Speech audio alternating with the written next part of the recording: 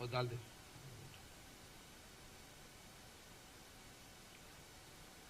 ముఖ్యంగా ఈరోజు press meet యొక్క ముఖ్య ఉద్దేశం, రాహుల్ గాంధీ గారు గతంలో నేడు దేశంలో అత్యంత శక్తివంతమైన నాయకుడు, ఇది ప్రజల్లో ఉన్న వాస్తవం. ఇది రాహుల్ గాంధీ గారు గతంలో కానీ ఇప్పుడు ఒక శక్తివంత నాయకుడుగా దేశ ప్రజలందరూ కూడా గుర్తింపులో ఉన్నటువంటి నాయకుడు. అందులో ముఖ్యంగా అందరం కూడా గమనించాల్సింది ఏంటంటే, రాహుల్ గాంధీ గారు మీకు ఒక చిన్న ఉదాహరణ చెప్పి నేను కొంత రాహుల్ గాంధీ గారి గురించి ప్రస్తావన తీసుకురావడం జరుగుతుంది. మనము ఇది ఈ రాచరిక అంటే ఇప్పుడున్న డెమోక్రసీ అంటే ఓట్ల రూపాన రాజకీయాలు ఇప్పుడు జరుగుతున్నాయి.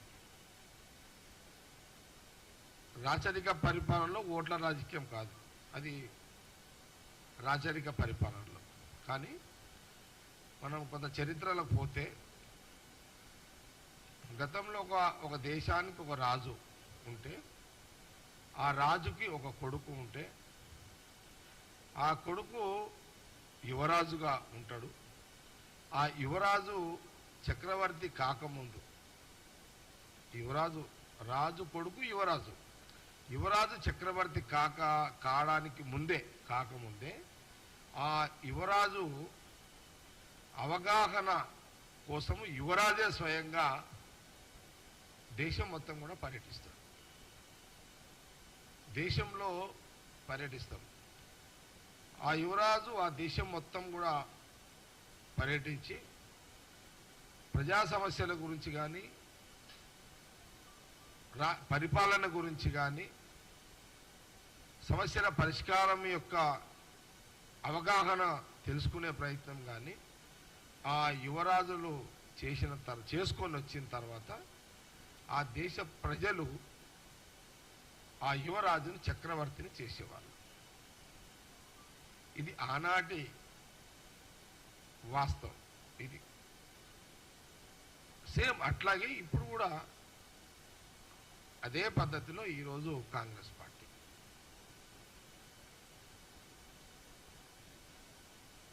అంటే అప్పుడేమో ప్రజలు డైరెక్ట్గా ఎంపిక చేసేవాళ్ళు, చక్రవర్తిగా మా యువరాజు చక్రవర్తిగా ఉండాలని చేసేవాళ్ళు. ఇప్పుడేమో ఓట్ల ద్వారా, ఎలక్షన్ కమిషన్ ఓట్ల ద్వారా రాజుని ప్రధానమంత్రిని చేస్తున్నారు. ఇది ఈనాటి యొక్క డెమోక్రసీ సిస్టమ్. అట్లాగే రాహుల్ గాంధీ గారు కూడా కాంగ్రెస్ పార్టీ చరిత్ర గల కుటుంబము, అది ఒక చక్రవర్తి పరిపాలన విధానంలో ఉన్నటువంటి డెమోక్రసీ పరిపాలనలో ఉన్నటువంటి కుటుంబము. అందులో రాహుల్ గాంధీ ఒక యువరాజు. ఆ రాహుల్ గాంధీ యువరాజే మీరు చాలా సందర్భాల్లో చూశారు.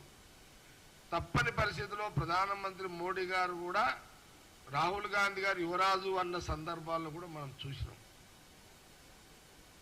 అంటే ప్రధానమంత్రి మోడీ గారికి ఆ మాట చెప్పాలని ఇష్టం లేకపోయినా, చెప్పాలనే బలవంతంగా చెప్పాల్సి వచ్చినా అది వాస్తవం, అది చరిత్ర. అది చరిత్ర గల్ల కుటుంబమే కాంగ్రెస్ పార్టీ. 130 ఏళ్ళ చరిత్ర గల్ల కుటుంబంలోనే పుట్టినటువంటి వ్యక్తి రాహుల్ గాంధీ గారు. అందుకే ఆయన యువరాజుగానే మొదలు దేశ ప్రజలు అన్ని రాజకీయ పార్టీలు లాస్ట్ ప్రధానమంత్రి మోడీ గారు కూడా అదే మాట చెప్పాల్సి వచ్చింది. అందుకే యూపీఏ గవర్నమెంట్ పరిపాలన పూర్తయిన తర్వాత ప్రజలు కొత్తదనాన్ని కోరుకుంటారు. 10 ఏళ్ళు ఒక గవర్నమెంట్, ఒక రాజకీయ పార్టీ ఫామ్ అయిన తర్వాత 10 ఏళ్ళు అయినాయి కదా, కొత్త గవర్నమెంట్కి ఏదన్నా అవకాశం ఇస్తామని అప్పుడున్న పరిస్థితులలో ఏ రాజకీయ పార్టీ ఉంటుందో వాళ్ళకు అవకాశం ఇస్తారు. ఇది కూడా చరిత్రనే. ఇది కూడా అందులో భాగమే బీజేపీకి సంబంధించిన పరిపాలన అందులో నుంచే మోడీగా ప్రధానమంత్రిగా వచ్చాడు. రాహుల్ గాంధీ గారు ఈ 10 ఏళ్ల కాలంలో, ఇప్పుడు మీరు చూడండి, యూపీఏ గవర్నమెంట్ ఉన్నప్పుడు మన్మోహన్ సింగ్ గారు కూడా ప్రధానమంత్రిగా సోనియా గాంధీ మన్మోహన్ సింగ్ గారిని డిక్లేర్ చేయకంటే ముందు కాంగ్రెస్ పార్టీ ఎంపీలు కానివ్వండి, లేకపోతే యూపీఏ భాగస్వాములు ఉన్న అన్ని రాజకీయ పార్టీలు అందరూ కలిసి ముందు సోనియా గాంధీ గారిని వారు ప్రధానమంత్రిగా ఉండాలని ఎంపీలందరూ కోరారు. రాహుల్ గాంధీ గారిని ప్రధానమంత్రి ఉండాలని కోరారు. కానీ రాహుల్ గాంధీ గారు ఇంకా చాలా ఈ దేశం మొత్తంలో ఈ దేశ ప్రజల పట్ల అవగాహన చేసుకోవాలి, అనేక విషయాలు తెలుసుకోవాలి అనే ఒక భాగంలోనే వారు ఆ రోజు కాంగ్రెస్ పార్టీ ఎంపీలు, అన్ని రాజకీయ పార్టీ ఎంపీలు అందరూ కూడా రాహుల్ గాంధీ గారు ప్రధానమంత్రిగా ఉండాలని అంటే ఇప్పుడు వద్దు అని అప్పుడు సోనియా గాంధీ గారు రాహుల్ గాంధీ గారు కలిసి వాళ్ళు మన్మోహన్ సింగ్ గారిని ప్రధానమంత్రి చేశారు. ఇది చరిత్ర. ఇదంతా చూడండి. మోడీ గారు బీజేపీ ప్రధానమంత్రి, కానీ దానికి పునాదులైనటువంటి అటల్ బిహారీ వాజ్పేయి ప్రధానమంత్రి కావడానికి ఇందులో ఎక్కడ కూడా మోడీ గారి పాత్ర లేదు. అటల్ బిహారీ వాజ్పేయి ప్రధానమంత్రి కావడానికి అద్వానీ గారి యొక్క పాత్ర ఉంది. అద్వానీ గారిని ప్రధానమంత్రి కావాలని అంటే లేదు, వాజ్పేయి గారు ప్రధానమంత్రిగా ఉంటాడు అని అద్వానీ గారు చెప్పిన జ్ఞాపకం చేయడం జరుగుతుంది.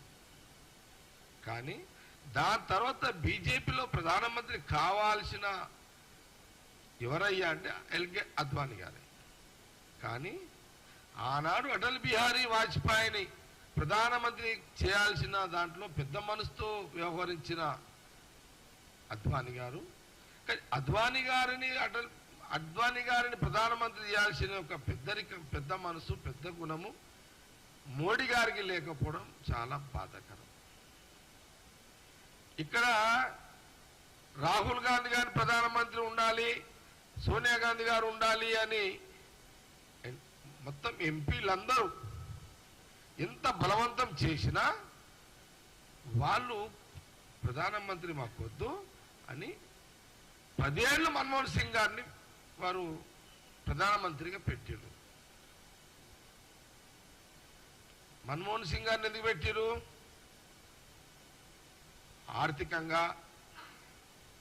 ఆర్థికవేత్త, అనేక అనుభవాలు ఉన్నాయి.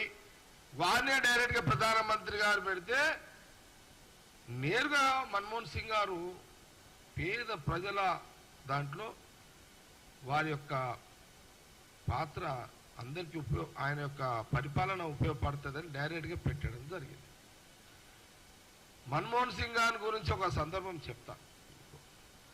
ఆ రోజు సోనియా గాంధీ, రాహుల్ గాంధీ గారి యొక్క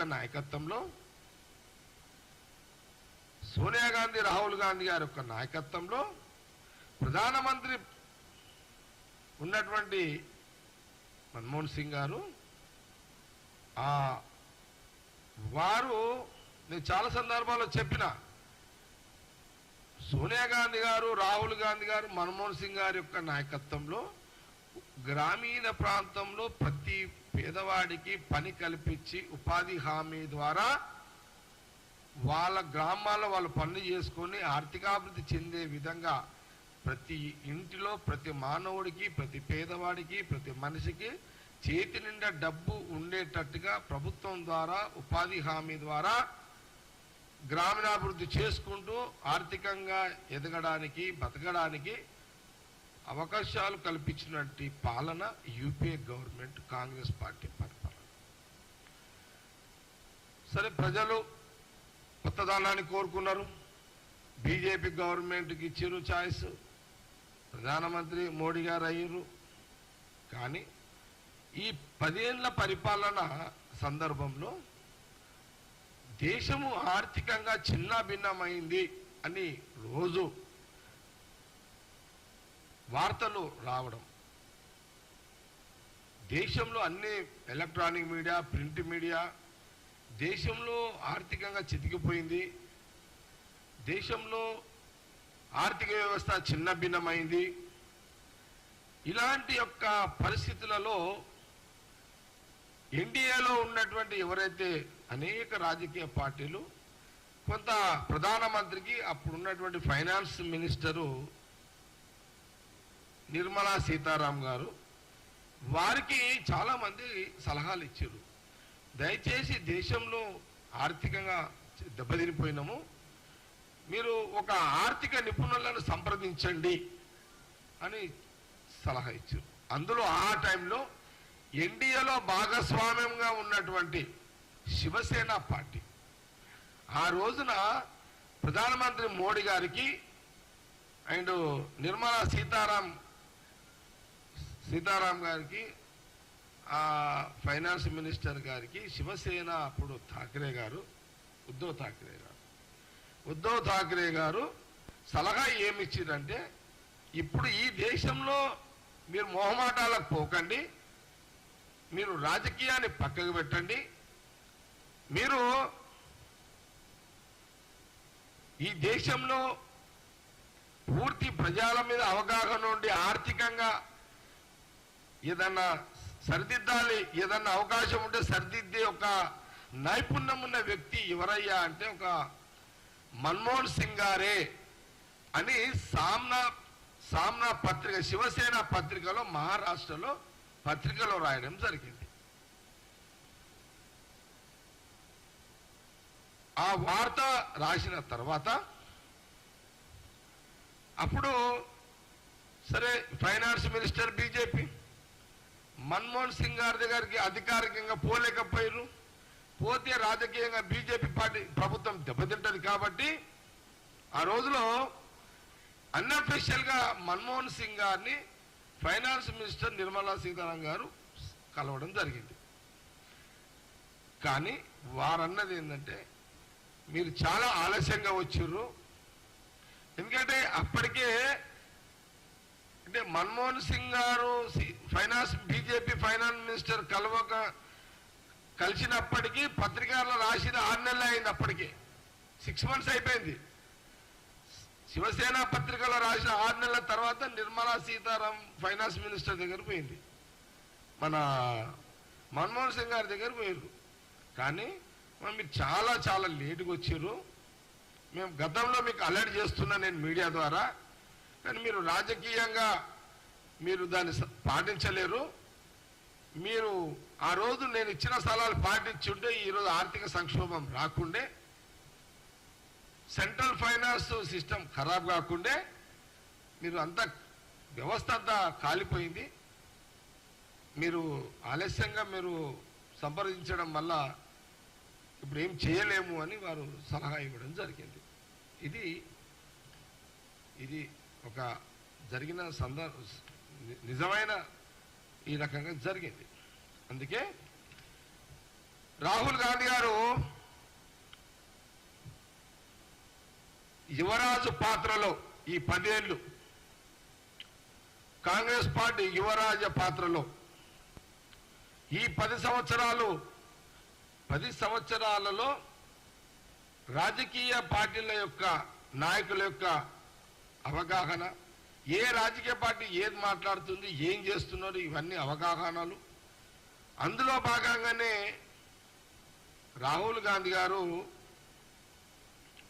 భారత్ జోడో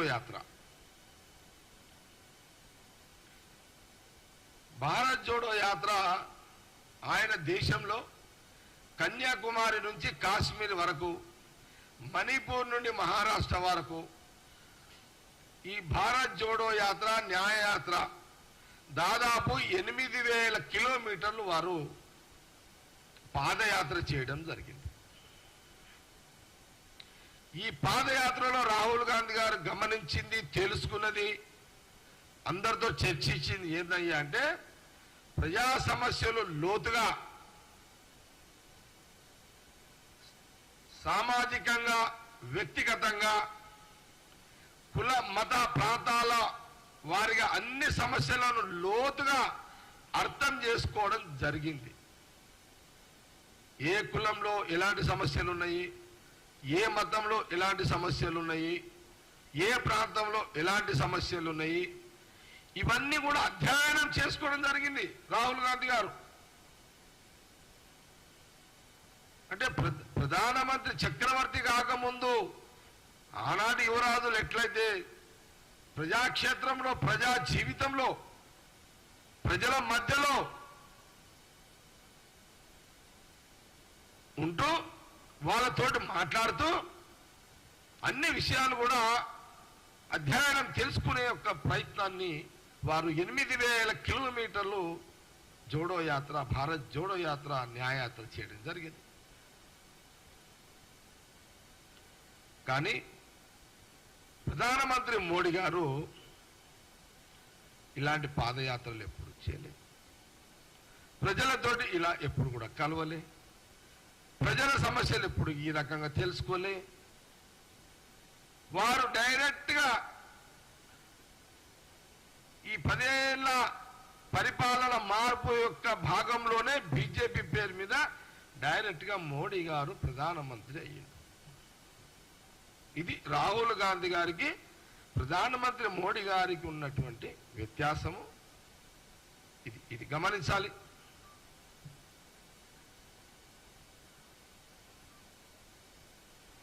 మనం చాలా సందర్భాల్లో చూసినాం.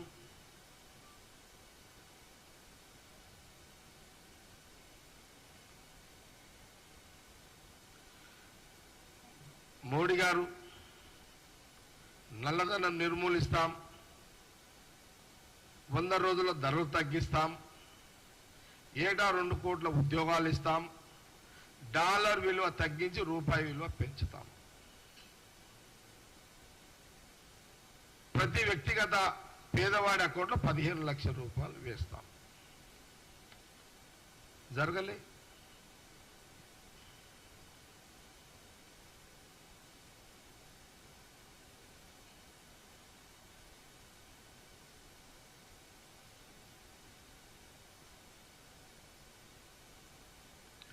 మనము చూసినాం ఈ 10 ఏళ్ల కాలంలో ధరలు అన్ని పెరిగినాయి.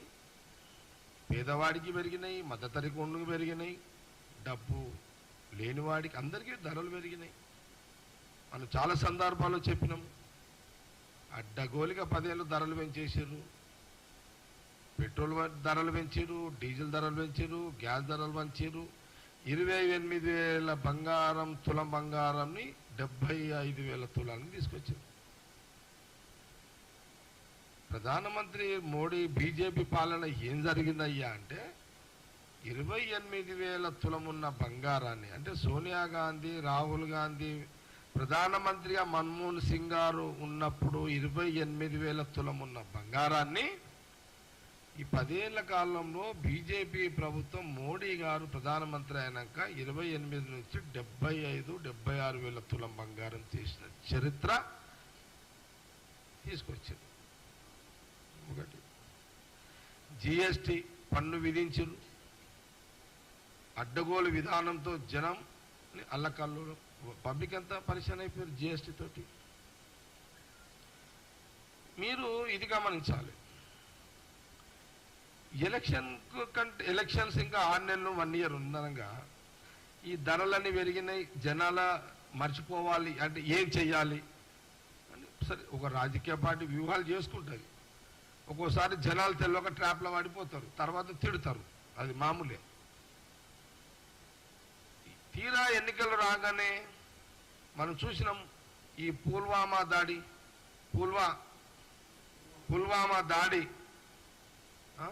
ఎంత విచిత్రం అంటే మన బార్డర్లకు బాంబులు బ్లాస్ట్ అయ్యే యొక్క ఆర్డిఎక్స్ లోపలికి వచ్చి ఎంట్రీ అయిపోయి దేశం బార్డర్ దాటి వచ్చి పేలేంత వరకు కూడా దేశంలో ఉన్న ప్రభుత్వము, బీజేపీ ప్రభుత్వంలో ఉన్న యొక్క ఇంటెలిజెన్స్ లేదా వాళ్ళ గూఢచారి వ్యవస్థ అంతా నిద్రపోయిందా? అసలు ఏం జరిగింది అంటే మీరు ఈ బాంబులన్నీ మన దేశంలో ఉగ్రవాదులు వచ్చి మన దేశంలో బాంబులు వేల్చేంత వరకు కూడా అంటే అతనికి ఒక బాంబులు పేలాలి, దేశంలో ఎన్నికల ముందు బీజేపీ ప్రభుత్వం రావాలి, ఎమోషన్. మొదటి ఎలక్షన్ అది జరిగింది. ఇక రెండో ఎలక్షన్కి శ్రీరామదేవుడు యొక్క పేరు మీద శ్రీరాముని ఆడ గుడి కంప్లీట్ కాలే, అక్కడ అభిషేకాలు జరగలే, ఆడ కళ్యాణము జరగలే, అక్షంతలు మార్కెట్లకు వచ్చినాయి. విచిత్రం, ప్రజలు కూడా ఆలోచించలే. అక్షింతలు అంటే దేవుని మీద, శ్రీరామచంద్రుని భగవానుని మీద, సీతారాముడి యొక్క దేవుని మీద మనం అక్షంతలు ధాన్యము పోసిన తర్వాత అవి తీసుకొని మనము ఇంటికి తీసుకోకపోతే మనకు ఒక ధైర్యం, మనకు శక్తి, మనకు నమ్మకం, మనకు ఆత్మవిశ్వాసం, ఒక బలం. కానీ దేవుని ముట్టయ్యకుండానే రైస్ మిల్లల నుంచి సంచులు ఊర్లకు పంపించేసారు, గల్లీలకు పంపించేసారు. మరి ఏం చేద్దాం? సీతారాముడు అంటే మనందరికి భక్తి, మన బలహీనత. ఇదే ప్రధానమంత్రి మోడీ బీజేపీ వాడుకున్నది. ప్రజలు కూడా ఈ బియ్యము దేవుని ముట్టుకొని వచ్చినాయి అనే ఆలోచన కూడా చేయలేని పరిస్థితి. అలా మన ఆడవాళ్ళు సెంటిమెంట్ మొదలు వాడిపోతారు.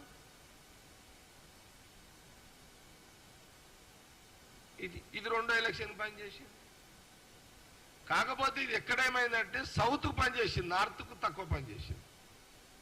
ఎందుకంటే నార్త్లో ఆల్రెడీ ఇలా జిమ్మికులు తెలిసిపోయినాయి. అందుకే చూడండి, రాహుల్ గాంధీ గారు కూడా ఏమన్నారు, ఎక్కడైతే అయోధ్య రామాలయము, ఎక్కడైతే అయోధ్యలో రాముడు పుట్టిండో, శ్రీరాముడు పుట్టిండో ఆ సీటే ఓడిపోయినాడు. అంటే అక్కడ శ్రీరామచంద్రుడు ఆడవిళ్ళకి ఇచ్చిండు, షాక్ ఇచ్చేసాడు. కానీ ఈ మన తెలంగాణకు వచ్చేసరికి, ఆంధ్రప్రదేశ్కి వచ్చేసరికి, ఈ రాష్ట్రాలకు వచ్చేసరికి కొంత లేట్ అయిపోయింది మనకు. ఓకే, ఇక అయిపోయింది, ఏం చేద్దాం? మనకు బియ్యం కొంప ముంచేసింది మళ్ళా. అయితే విచిత్రం ఏంటంటే మరి అతనికి కావాలని అయ్యేది ఉంది, ఇక ప్రధానమంత్రి అయ్యేది ఉంది, అది వంతులో ఉంది, దానికి ఎవడేం చేయలేడు. లాస్ట్ ఏమైపోయింది? చంద్రబాబు నాయుడు, నితీష్ కుమార్ యొక్క బలంతో ప్రధానమంత్రి మూడోసారి మోడీ కాగలిగారు. అంటే నేను యాజ్ ఎ పొలిటీషియన్గా నేను చెప్తున్నా, తప్పని పరిస్థితుల గత్యంతరం లేక మూడోసారి కూడా ప్రధానమంత్రి కావాలని అనుకున్నాడు మోడీ గారు. కాబట్టి ఆ కుర్చీలో ఆయన సంతోషంగా కూర్చోలేడు, ఆయన మనసు ఆయనని నిలదీస్తుంది. 420 సీట్లు అని గర్వంగా ఛాతి విరుచుకొని మాట్లాడిన మోడీ గారు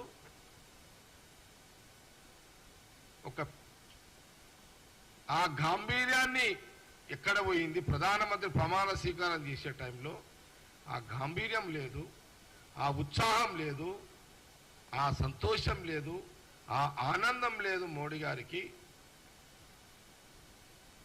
నవ్వకపోతే బాగుండదు కాబట్టి నవ్వుతూ అటు చంద్రబాబు నాయుడు గారు, నితీష్ కుమార్ గారిని యొక్క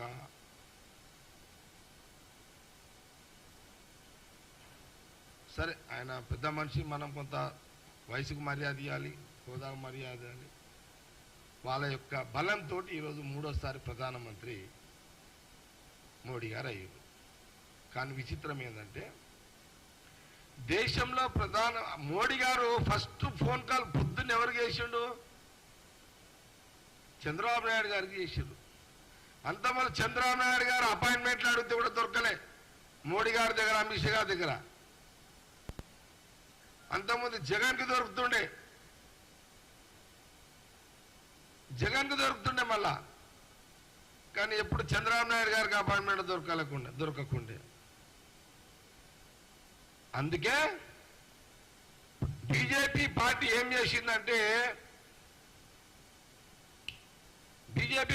చేసిందంటే తెలివిగా ఏ టైం ఎట్లా వస్తుందో అని ప్రధానమంత్రి మోడీ గారు, అమిత్ షా గారు గమనించి ఆంధ్రప్రదేశ్లో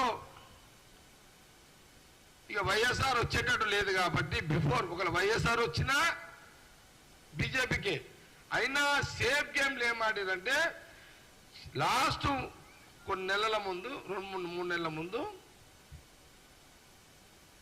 పవన్ కళ్యాణ్ తోటి టీడీపీ అనుసంధానాన్ని రహస్యంగా ఏర్పాటు చేసుకొని సమయం సందర్భం చూసి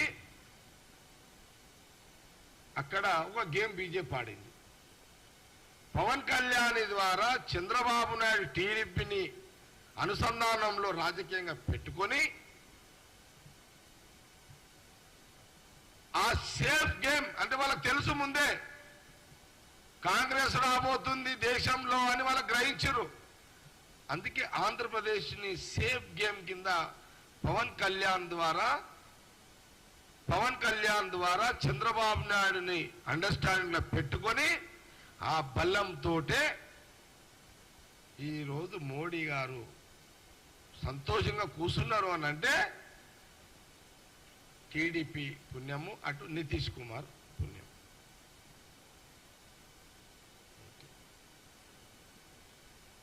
240కి వచ్చేసాడు.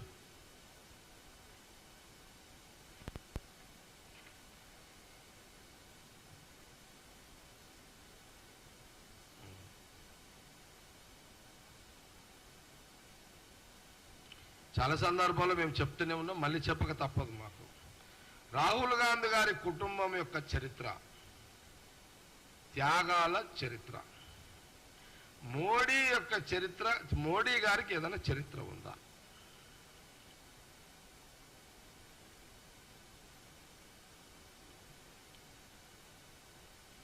ఒక చరిత్ర అయితే ఉంది.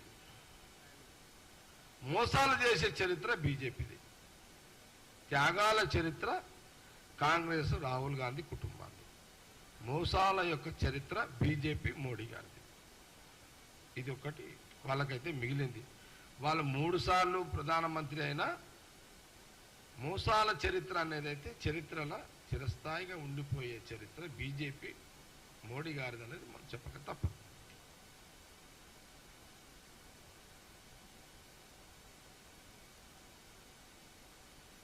చాలా సందర్భాల్లో చెప్పినాం, మళ్ళీ చెప్పక తప్పలేదు.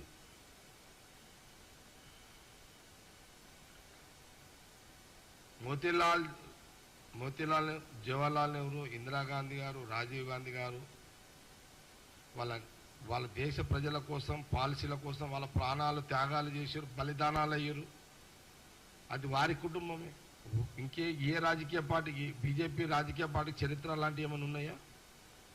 లేవు.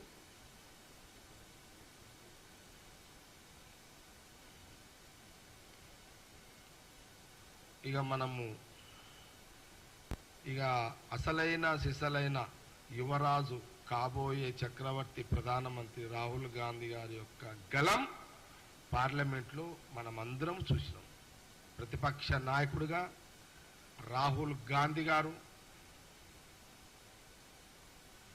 మోడీ విధానాలు, మోడీ గారి మోసాలు, మోడీ బీజేపీ హిందూ ప్రజల పట్ల చేస్తున్న మోసాలు, హిందువులని మతపరంగా వాడుకునే యొక్క పరిస్థితుల మీద చర్చ చేయడం మనం అందరం కూడా చూసిన. శివ భగవానుని యొక్క చిత్రపటాన్ని పట్టుకొని వారు ఈ 10 ఏళ్ల కాలంలో ఎప్పుడైనా సీతారామచంద్రుని యొక్క పటము పట్టుకొని మోడీ గారు పార్లమెంట్లో చూసిన సందర్భం ఉన్నదా? నేను మిమ్మల్ని కూడా మన గాంధీ భవన్ మీడియా వాళ్ళని అడుగుతుందా, ఉందా ఎప్పుడైనా అట్లా? నేను అడుగుతున్న ఒక్క మాట, సీతారామచంద్రుని దేవుని యొక్క పటాన్ని పార్లమెంట్లో నేను అయోధ్య నేను అని ఇట్లా చూపించి మాట్లాడి సందర్భం మీరు చూసిర్రా? మళ్ళీ వస్తా టాపిక్లో రాకేష్, మీరు క్వశ్చన్లలో వస్తుంది అట్లా అడగండి. కానీ నేటి యువరాజు, ప్రతిపక్ష నాయకుడు, కాబోయే చక్రవర్తి, ప్రధానమంత్రి రాహుల్ గాంధీ గారు శివుని యొక్క చిత్రపటాన్ని నిండు సభలో పార్లమెంటులో చిత్రపటాన్ని చూయిస్తూ, శివదేవుని యొక్క చూయిస్తూ బీజేపీ మోడీ యొక్క ప్రభుత్వము పరిపాలన హిందువుల పట్ల చేస్తున్న మోసాలను చూయిస్తూ దేవుని యొక్క చిత్రపటాన్ని చేశాడు అంటే దాన్ని ఏమనాలి మనము? ఇది ఒకసారి యావత్తు దేశ హిందూ ప్రజలందరూ ఆలోచన చేయాలి. శివుని యొక్క చిత్రపటాన్ని, శివుని దేవుడి యొక్క చిత్రపటాన్ని రాహుల్ గాంధీ గారు శివుణ్ణి దేవుణ్ణి అసలు ఎక్కడ కూడా ఆ చిత్రపటాన్ని కింద పెట్టకుండా పార్లమెంట్లో పట్టుకొని మాట్లాడుతూనే ఉన్నాడు. మోడీ గారిని కడిగేస్తూనే ఉన్నాడు. మోడీ గారిని నిలదీస్తున్నాడు. మీరు చూడండి, ఆ సమయం అంతా కొన్ని గంటలంతా కూడా మోడీ యొక్క ముఖం అంతా వాడిపోయింది. ఏం చేయాలో అర్థం కాని పరిస్థితి, ఎలాంటి కౌంటర్ చేయాలో అర్థం కాని పరిస్థితి, అయోమయ పరిస్థితుల్లో ప్రధానమంత్రి మోడీ గారు పార్లమెంట్లో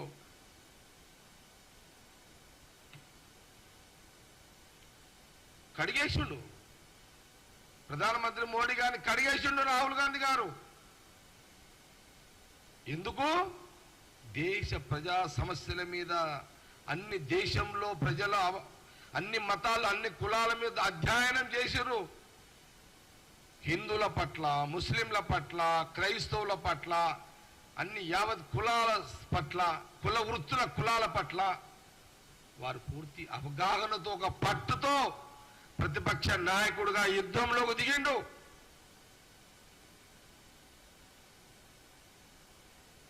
అందుకే ప్రధానమంత్రి మోడీ గారు రాహుల్ గాంధీ గారి ధాటికి తట్టుకోలేకపోయాడు.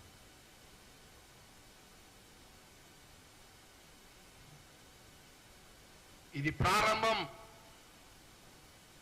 ఇది రాహుల్ గాంధీ గారి యొక్క ప్రతిపక్ష నాయకు వారి యొక్క ఈ పార్లమెంట్లో ఇది స్టార్ట్ అయింది.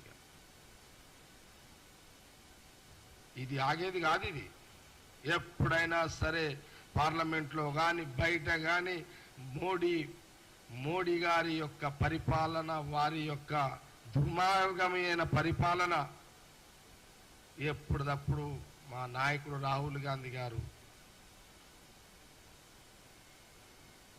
ఎండగడతాడు. గద పట్టుకొని ఎప్పుడు అలర్ట్గా ఉంటాడు. ఆయన చేతిలో గద ఎప్పుడు రెడీగా ఉంటుంది. రాహుల్ గాంధీ గారి చేతిలో గద ఎప్పుడు రెడీగానే ఉంటుంది. ఇది మీకు కనబడదు. మీకు కనబడని గద రాహుల్ గాంధీ గారని జ్ఞాపకం మర్చిపోతుంది బీజేపీ నాయకులకు.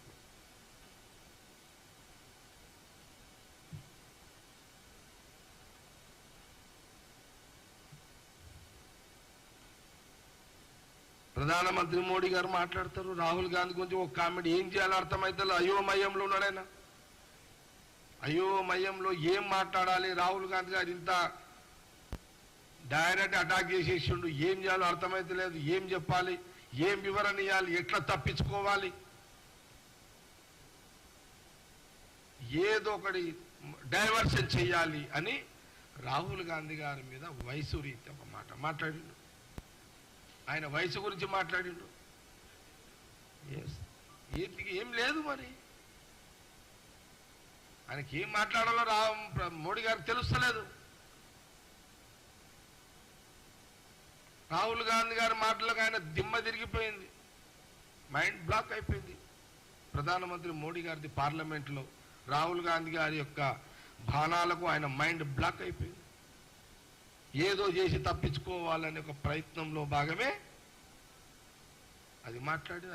అది జవాబు కాదు. అది రాహుల్ గాంధీ గారు వేసిన ప్రశ్నలకు అది జవాబే కాదు. అది కాబట్టి కాంగ్రెస్ పార్టీ అదే వయసు గురించి మాట్లాడినావు, రాహుల్ గాంధీ గారు వయసు గురించి మాట్లాడినావు. మేము అంటున్నాం కాంగ్రెస్ పార్టీ అంటున్నది నీ వయసు, కాంగ్రెస్ పార్టీ వయసు ముందు బీజేపీ మోడీ వయసు చాలా చిన్నది. కాంగ్రెస్ పార్టీ వయసు ఎంత? 135 సంవత్సరాల 36 సంవత్సరాల వయసు కాంగ్రెస్ పార్టీది. వాళ్ళ వారసుడు, వాళ్ళ మునిమన్మడే మన నేటి యువరాజు, ప్రతిపక్ష నాయకుడు, కాబోయే చక్రవర్తి, ప్రధానమంత్రి రాహుల్ గాంధీ గారు. బీజేపీ వయసు ఎంత? 40 సంవత్సరాలు. కాంగ్రెస్ కంటే ఎక్కి చిన్నది. ఇది ఒకటి. రాహుల్ గాంధీ గారి యొక్క మాటలు నేను టీవీ చూస్తున్నా. రాహుల్ గాంధీ గారి మాటలు తూటాల తీరు వస్తున్నాయి. రాహుల్ గాంధీ గారు మాట్లాడుతుంటే ఇటు రాహుల్ గాంధీ గారి దిక్కు చూడడానికి కూడా ప్రధానమంత్రి మోడీ గారు భయపడుతున్నారు. మోడీ గారి యొక్క ముఖం వాడిపోయింది.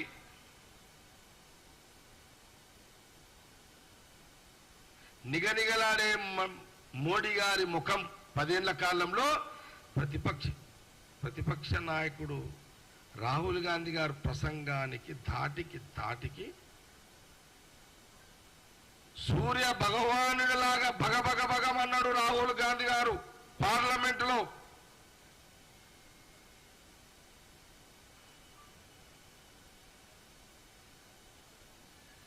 రాహుల్ గాంధీ గారి మాటలు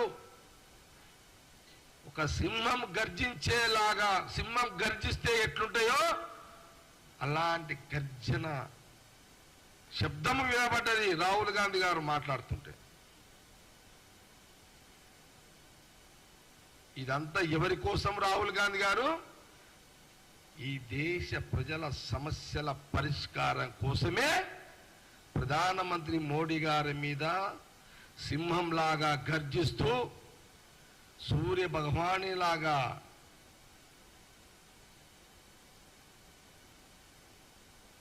వెలుగు చేస్తూ వారు వెలిగిచ్చే ప్రయత్నంలో భాగమే ఈ యొక్క పార్లమెంట్లో ఈ ప్రసంగాన్ని నేను ఈ సందర్భంగా మీడియా ద్వారా యావత్ తెలంగాణ ప్రజలందరూ కూడా తెలవాలనే ఉద్దేశంతో ఈ యొక్క ప్రెస్ మీట్లో ఈ విషయాలను కూడా చెప్పడం జరిగింది. Thank you.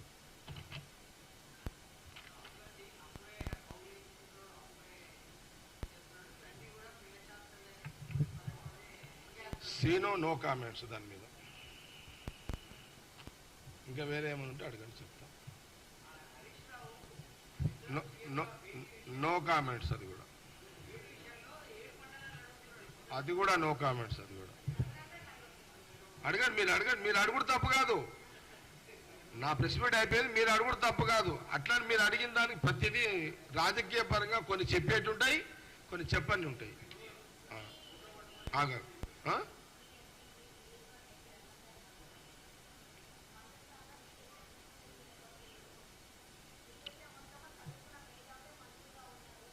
నో కామెంట్స్ అమ్మా. బీజేపీ మీరు రఘునందన్ మీద కూడా నో కామెంట్స్.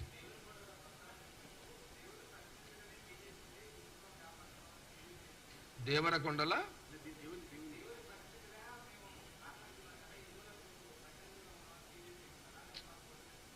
నేను దీని గురించి మళ్ళీ మాట్లాడతా రాకేష్. ఇప్పుడు no comments.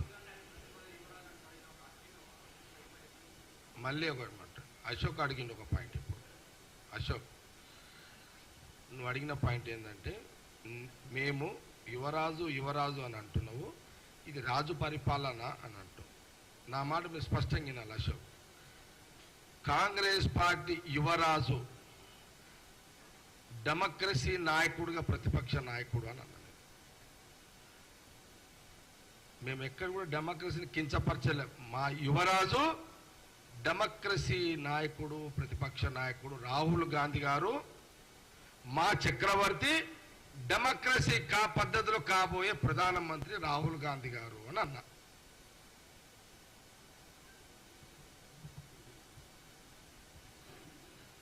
Any questions? No comment. అరే వా, అంటే ఆఖరికి మీరు అంటే మీరేస్తున్నా మీడియా వాళ్ళు.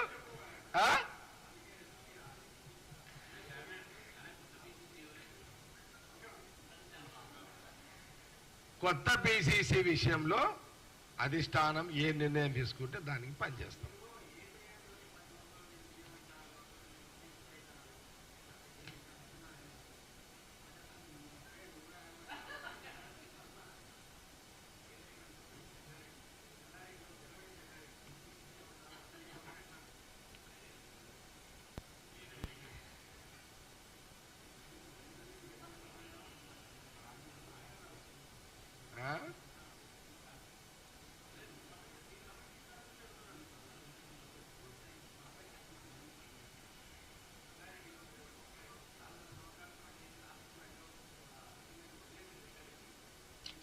నేను కాదంటలేదు అశోక్. నేనేమంటున్నానంటే అది నా మైండ్, నా మనస్తత్వం. అది నా బలమా నా బలహీనత నాకు తెలియదు. నేను సంగారెడ్డి నియోజకవర్గంలో 5 ఏళ్ళు ఎమ్మెల్యేగా ఉన్నప్పుడు 4.5 సంవత్సరాలు ఫుల్ పబ్లిక్లో ఉంటా. ఎలక్షన్లు 3-4 నెలలు ఉందనగా ఫీల్డ్లో ఉంటా. పోలింగ్ అప్పుడు కూడా నేను బూతులలో తిరగా. సాయంత్రం 4:30కు పోయి ఓటేసి వచ్చేస్తాను. ఇది 2004 ప్రతి ఎలక్షన్ ఇంతే. నేను అది నా బలమా నా బలహీనత తెలియదు. కానీ నేనేమంటే 5 ఏళ్ళు మీరు ఇచ్చిన అవకాశంలో 4.5 సంవత్సరాలు నేను ఫీల్డ్లోనే ఉన్నా కదా. ఎలక్షన్ టైంలో నేను రాలేకపోతున్నామో, మీకు కావాల్సిన సర్వీస్ నేను 4.5 years ఇస్తున్నా కదా, అది గ్రహించి నాకు ఓట్లు వేయాలనేది నా భావన. ఒకసారి గ్రహించి నన్ను గెలిపిస్తారు, ఒకసారి మిస్ఫైర్ అయి నన్ను ఓడగొడతారు. నేను దీనికి హ్యాపీ, నేను దానికి హ్యాపీ. దీంట్లో ఏం ప్రాబ్లం లేదు. ఇక నువ్వు 2వ పాయింట్ అడిగినావు. మళ్ళా రానున్న 10 సంవత్సరాల లోపు పిసిసి చీఫ్ సీఎం అవుతా అని మొన్న మీరు చెప్పారు. అది బాగా వైరల్ అయ్యింది. అంటే వైరల్ మీదే చేశారు, ప్రశ్న మీరే అడిగారు, వైరల్ మీదే చేశారు. మళ్ళీ ఇంకో మాట అడుగుతారు మళ్ళీ మీరే. అసలు ఎమ్మెల్యేనే గెలవలేవు, సీఎం ఎట్లయితే 10 ఏళ్ల లోపల మళ్ళీ అంటారు. ఓకే, దాని మీద ఇంకో సందర్భంలో మళ్ళీ మీకు చెప్తాను. సమయం సందర్భం వస్తుంది, ఆ టైం మళ్ళీ చెప్తాను. No problem. ఓకే,